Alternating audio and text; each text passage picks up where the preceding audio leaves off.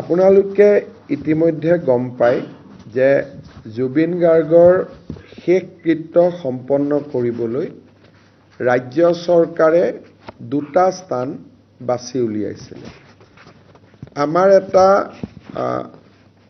মনত ধাৰণা আছিলে বা আমি এটা মনত ভাবিছিলোঁ যে জ্যোতিপ্ৰসাদ আগৰৱালা আৰু বিষ্ণু ৰাভা তেজপুৰত আছে, ডক্টৰ ভূপেন হাজৰিকা গুৱাহাটীত আছে, জুবিন গাৰ্গক আমি যোৰহাটত সমাধিস্থ কৰা বা শেষ যাত্ৰা আমি তেওঁৰ অন্তিম স্থান যোৰহাটত কৰাৰ এটা আমি প্ৰস্তাৱ দিছিলোঁ। অসম সাহিত্য সভা সদৌ অসম ছাত্ৰ সন্থাৰ লগতো এই বিষয়ে আমি আলোচনা কৰিছিলোঁ। অসম সাহিত্য সভাই আমাৰ প্ৰস্তাৱক সমৰ্থন দিছিলে। সদৌ অসম ছাত্ৰ সন্থাৰ প্ৰতিনিধি মণ্ডলে যোৱাকালি জুবিন গাৰ্গৰ সহধৰ্মিনী গৰিমা গাৰ্গ আৰু তেওঁৰ ভনীয়েকক সাক্ষাৎ কৰিছিল আৰু তেওঁলোকে কৈছিলে যে জুবিনক যোৰহাটত লৈ যাব নালাগে, কাৰণ আমি কোনোবা দিনা বাৰ্ষিকী পতা মাহেকী জুবিনক যদি চাব খোজো আমি গুৱাহাটীৰ পৰা যোৰহাটত গৈ থাকিব নোৱাৰিম। তেওঁলোকে আৰু কৈছিলে যে জুবিনৰ দেউতাকৰ বয়স 80+ আৰু বিভিন্ন ধৰণে ৰোগত আক্ৰান্ত হৈ আছে। যোৰহাটলৈকে তেখেতক অন্ত্যেষ্টিক্ৰিয়াৰ যিটো অনুষ্ঠান হ'ব তালৈকে লৈ যাবৰ বাবে স্বাস্থ্যই অনুমতি নিদিব। এই বিষয়ে সদৌ অসম ছাত্ৰ সন্থাই ৰাজহুৱাভাৱেও প্ৰকাশ কৰে। তথাপিতো যোৱাকালিও আমাৰ মন্ত্ৰী ৰণোজ পেগু ডাঙৰীয়া আৰু বিমল বৰা ডাঙৰীয়া এই বিষয়ে আলোচনা কৰিবলৈ জুবিন গাৰ্গৰ পৰিয়ালৰ ওচৰত গৈছিলে আৰু তেওঁলোকে তেওঁলোকৰ ব্যক্তিগত অসুবিধাৰ কথা আমাক জনাইছিলে আৰু ৰাজ্য চৰকাৰক তেওঁলোকে গুৱাহাটীৰ আশে-পাশে এটা স্থানত জুবিনৰ অন্তিম যাত্ৰা বা অন্তিম সংস্কাৰ কৰিবলৈ আহ্বান জনাইছিলে। আজি আমি ৰাতিপুৱা মই দিল্লীৰ পৰা আহোঁ, পোনে আমি যোৰাবাটলৈকে যাওঁ। যোৰাবাটৰ পাহাৰখন পাৰ হোৱাৰ লগে লগে দিচাং ৰিজৰ্ট বুলি এখন ৰিজৰ্ট আছে। নেশ্যনেল হাইৱেৰ ফাৰ্ষ্ট প্লট অৰ্থাৎ হাইৱেটোৰ গাতে লাগি থকা অসম চৰকাৰৰ চৰকাৰী মাটি তাতে 10 বিঘা আমি পাওঁ আৰু মাটিডোখৰত স্থানীয় ৰাইজে এখন আমাৰ নাৰ্চাৰী সৰুকৈ এটা জেগাত তেওঁলোকে শ্মশান এখনো পাতি থৈছিলে আৰু নাৰ্চাৰীও পাতি থৈ দিছিলে আৰু মেক্সিমাম জেগা খালী আছিলে।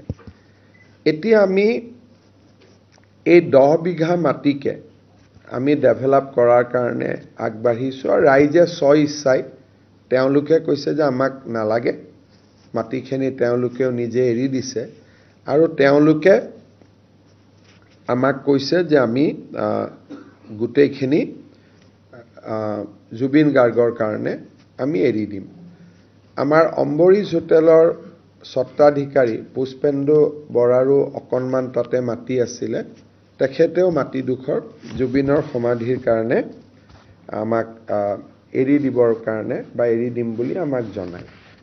আপোনালোকে জানে যে ডক্টৰ ভূপেন হাজৰিকাৰ সমাধি 5.5 বিঘা মাটিত নিৰ্মাণ কৰা হৈছিলে। জুবিনৰ কাৰণে আমি প্ৰায় 10 বিঘা মাটি তাতে পাওঁ আৰু আপাতত দৃষ্টিত মাটিডোখৰ দেখি ময়ো ভাবিছিলোঁ যে ঠিকে আছে। ইতিমধ্যে যোৰহাটৰ পৰাও যথেষ্ট দাবী আহি আছিলে যে যোৰহাটত নিব লাগে। সেই আজি পুনৰ এবাৰ মন্ত্ৰী ৰণোজ পেগু, মন্ত্ৰী কেশৱ মহন্ত আৰু মন্ত্ৰী বিমল বৰাই জুবিন গাৰ্গৰ পৰিয়ালক সাক্ষাৎ কৰে।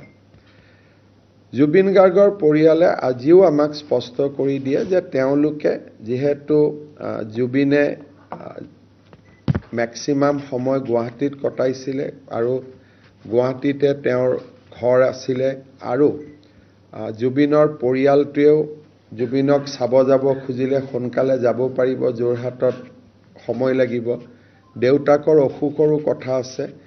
এই গোটেইখিনি কথা কৈ তেওঁলোকে অসম চৰকাৰক এই যোৰাবাটৰ কাষৰ দিচাং ৰেজৰ্টৰ মাটিখিনিতে জুবিনক সমাধিস্থ কৰিবলৈ অনুৰোধ জনায়।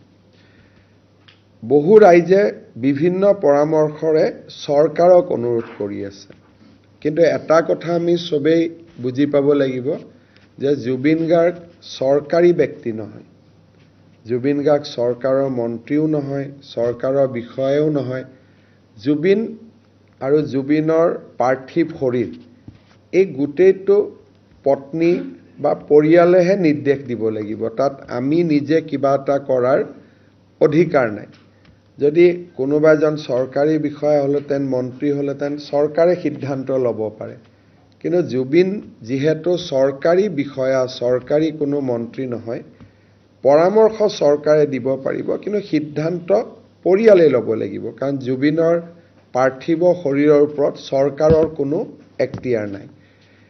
সেইবাবে যোৱা কালিৰ পৰা সকলোৱে আমাকো পৰামৰ্শ দিছিলে যে পত্নী আৰু পৰিয়ালৰ কথা মতেই আমি চলিব লাগে, নিজাকৈ আমি বিশেষ সিদ্ধান্ত ল'ব নালাগে। সেইবাবে আমিও কেবিনেটত আজি সিদ্ধান্ত লৈছোঁ যে আমি জুবিনৰ শেষকৃত্য আমি যিটো কমাৰকুছি NC ভিলেজ বুলি কয়, দিচাং ৰিজৰ্টৰ ওচৰত, সোণাপুৰ বুলি ক'লে বহুত দূৰ বুজায়, সোণাপুৰ যাব নালাগে, একজেক্টলি খানাপাৰাৰ পৰা 7 বা 8 কিলোমিটাৰ, তাতকৈ কমে হ'ব। গতিকে সেই পজিশ্যনটোত ৰাতি মই এতিয়া যামো তাতে, আৰু আমি আপোনালোকেও এতিয়া যাব পাৰিব, যিহেতু অফিচিয়েলি জাগাটো আমি ঠিক কৰিছোঁ।